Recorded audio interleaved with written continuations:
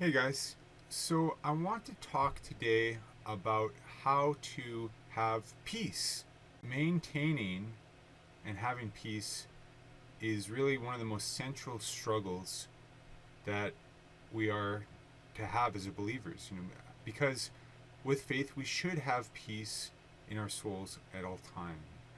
And it's something difficult, that's not it's not easy to maintain our peace. There's always a lot of things that can take that peace away that God wants for us. And so I want to talk about three common ways our peace can be taken away. The first of those is uncertainty. Another is difficulty, and the third is desire. When we want something and we can't achieve it, and that desire causes us to lose our peace. So let's just go through these one at a time. So, how do we deal with uncertainty? It's a big question, especially for young people. Is how can I know what God wants me to do at this present moment? For a long time, I really struggled with uncertainty, not knowing what God wanted to do in the grand scheme of my life, and I was searching for it and was really struggling for it, and it caused a great unrest in my soul.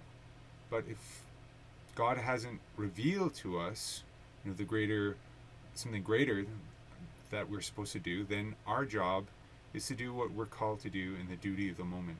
This was something that I learned at Madonna House, actually, when I stayed there near Ottawa, is that we can be at peace just faithfully doing that one thing that God's calling us to do right now. The prophet Micah actually really struggled with this, and there's this great passage, where he asks God, "What should I do for you, Lord? Should I, offer up great sacrifices?" He even talked about giving up his firstborn. He wanted to do this great thing for God, and God answers, "He has shown you, O man, what is good, and what does the Lord require of you but to do justice, and to love kindness, and to walk humbly with your God." St. John Henry Newman has this great poem that says, "Lead kindly light."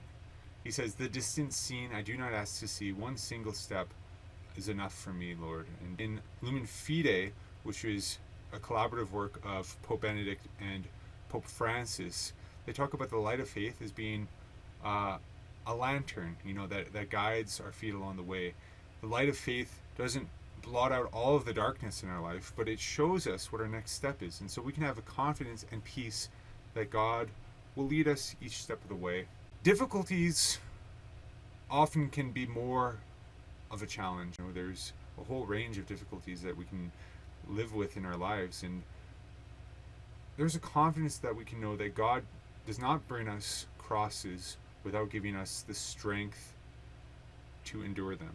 That He's walking along with us every step of the way in the midst of our affliction. And there's a confidence and a peace that comes along with even acknowledging that, but then also holding on to that. And when difficulties come that are harder, we should reach out to that cross and embrace it like Christ did, realizing that He'll give us the strength and having that confidence. It's a test of faith. It really is a test when we deal with afflictions.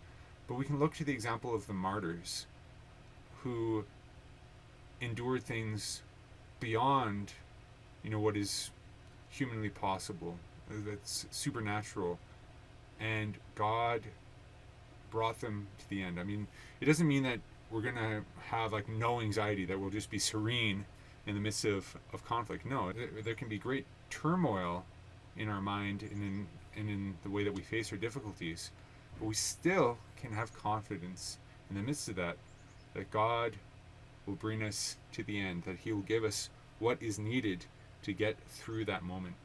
And that's part of the journey that God's calling us in the life of sanctity, that God wants to give us a crown.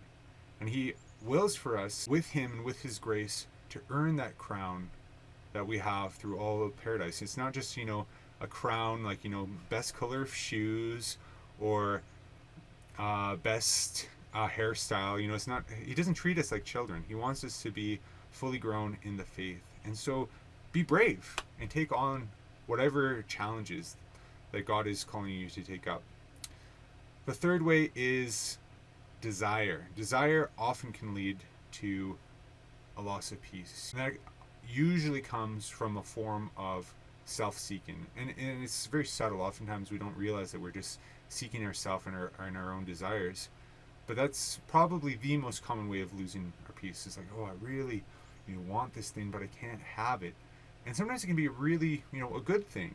I remember in my life I was in love with this girl, and it became clear later in our getting to know each other that this really wouldn't work out, and I was really attached to her, and wanted things to go in another way. And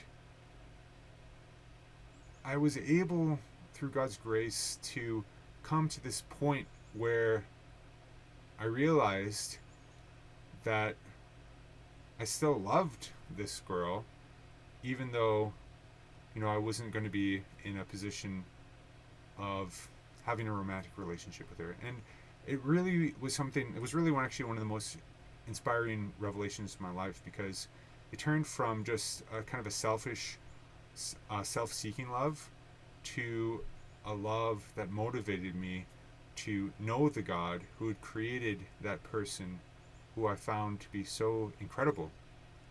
And it was a really profound realization for my life. So realize that we should be seeking God, and the key to peace is to follow His will. And when we do that, there will be peace. And know that not only is He enough, that He is that thing that we are really seeking. That whatever pleasure, whatever desire, whatever good we want, that the ultimate good is Him. And only in Him can we find our rest.